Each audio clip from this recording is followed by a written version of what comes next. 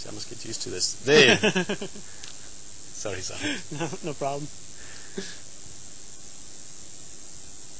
Come on, stop now. Have a drink.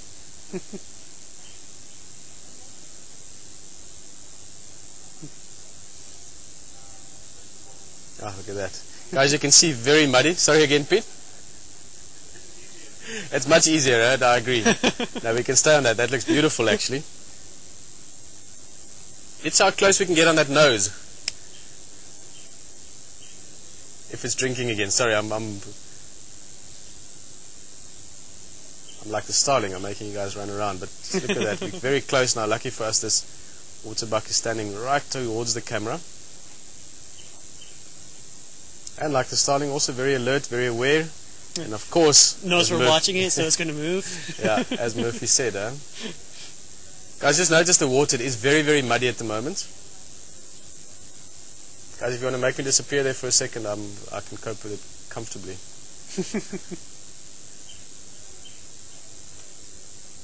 All those clear markings. Quibus elliptoprimus. It's one of the few antelope names I always remember the Latin name, referring to that white marking.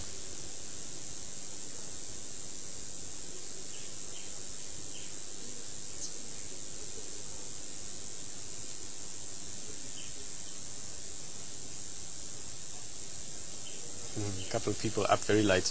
It is appreciated. I know that quite often people come and drive with us. We think it's sometimes hard to get up at 5 o'clock in the morning, but sometimes people are awake at 5 o'clock in the morning or 3 o'clock in the morning joining us for drive. It's appreciated. And I'm sure soon we'll start seeing more and more summer migrants coming down. Just Emma just letting us know that the swallows and the swifts look like they're going to be heading south soon. The same as we've seen the Wahlberg's eagles already, that pale one especially quite often around the pan, and I'm sure quite soon we're going to start seeing the woodland kingfishers, which is a constant call. You'll get used to it very quick. You'll hear that all the time, the whole day for a few months. And just generally white storks, we spoke about that yesterday. All the migrants will start coming down more and more.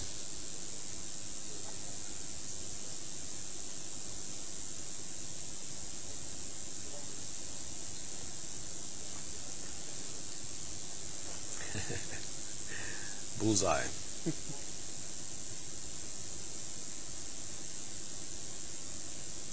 This warthog's making a bit of a day around the waterhole. His second drink now. Well, I say it's a he. If you look carefully at the face, you can see that second set of horns. Yeah, it would be nice if I could like extend my arm all the way out until I'm like, yeah. That second set of warts. If you look on the face, he's got the big set here next to the eyes, obviously, but he's got another set just lower down by the tusks. And that's an easy way to recognize a male. With the females, they don't have that lower warts. They've only got the big set on the side of the face. Loving it.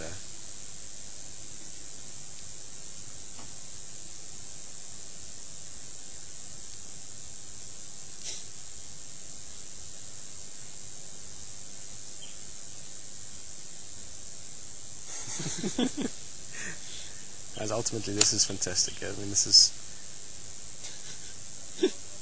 watching a warthole in the middle of the bush, in the middle of Africa, is what was the original concept behind this.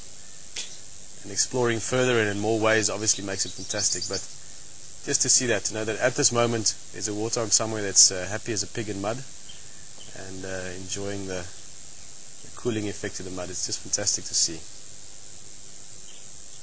What's he going to do now? Trot off somewhere and go have a bit of a rub.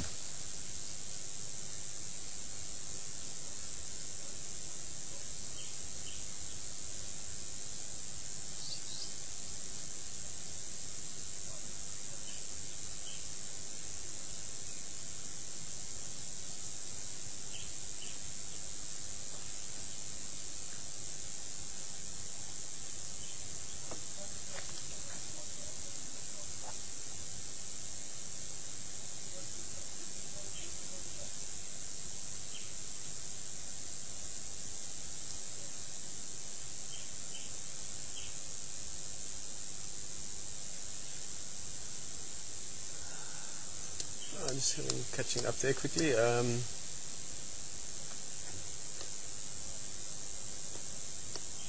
Claire was just asking, other she was looking at, I presume something from a while back, from summertime, yeah, still with the tank, so the previous era almost, about the golden orb spider. And that's actually interesting. The golden orb webs and spider webs in general, now that we don't have antennas in the front, the first high point, other than the car itself, to catch those webs would be the presenter. So we're certainly going to have a few chuckles about that. Luckily, if you read the book about spiders, it says the collection method for golden orb spiders is hand to jar. It's always one of those funny things that you see in some field guides telling you how to catch spiders. So hand to jar means you can catch it without getting bitten in a bad way. So worst case scenario, you've got a big golden orb spider on your face, you just try and take it off without hurting it. Yeah, that'll start happening soon as well, a little bit later into summer. What are the warts for? Just quickly see there. A question from Vicky. There's two things regarding the wartime. The one is, what are the warts, and the warts. The warts we'll get to later in the week. What are the warts? In other words, what physical matter is it of? And secondly, that when it gets dry like this, the warthogs do have a bit of a hard time. The warts are basically just calluses, so there's no bone structure to it. If you came up and you felt it, it's actually attached to the skin more, but it's just a very, very hard evolved callus, if I have it correct. And in terms of the drought, warthogs can suffer a little bit, but luckily, because we had good grass from the last season, good rains, warthogs at the moment are still doing alright. They can dig those grass roots out and eat that. So if it does get very dry, warthogs do tend to suffer a bit quicker than other animals. You see them sort of taking strain first. It is a young male warthog. Francis was just asking about that warthog that trotted off. Mainly just from the size of it, you could see that it wasn't that big yet. The tusks were only getting bigger, probably difficult to guess, but I would say probably 4 years old or so. And male warthogs quite often are alone. They don't really live in groups.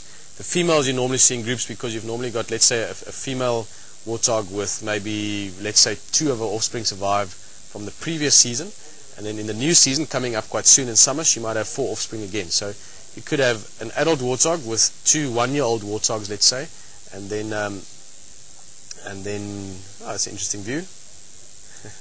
That's the tree that everything's attached to. And then you might have 3 or 4 youngsters with them. So often when you see a group of warthogs, it'll be a family like that, female and youngsters. And if there is a male with them, it's normally because one or some of them could be potential in estrus. The males typically by themselves, young or old. And the pan is quiet.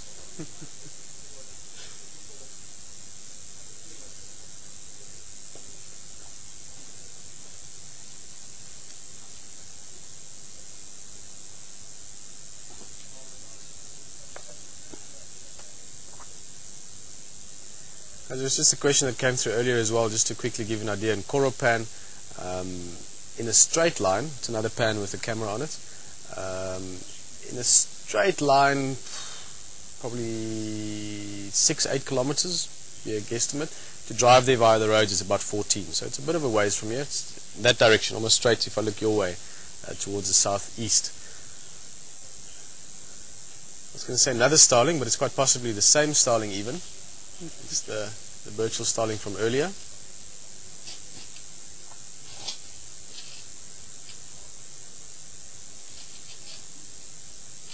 A couple of questions about general wildlife. The antelopes, some antelopes actually are territorial, but most of them, if they move around in home ranges, let me answer the question this way around. The antelope that do stay in the area, like the waterbuck, we will often see the same ones continuously for a period of time. They might eventually move a bit further, use another warthog, but eventually they will be most likely back in the area again. So even the animals like the buffalo we've learned more about, some of these waterbuck, these nyalas, over time you actually get to know individuals of them as well, as we've seen with the waterbuck specifically. You see one with a broken horn or maybe with a specific marking on it. I remember last year we had an impala around here that had this long line along the side from a fight. So for quite a while you could see this individual impala being around all the time. What's that? Just looking. It looks like there's nothing interesting at the watering hole now, so it's just us. Yeah, it's just us. We will try and entertain you a little bit.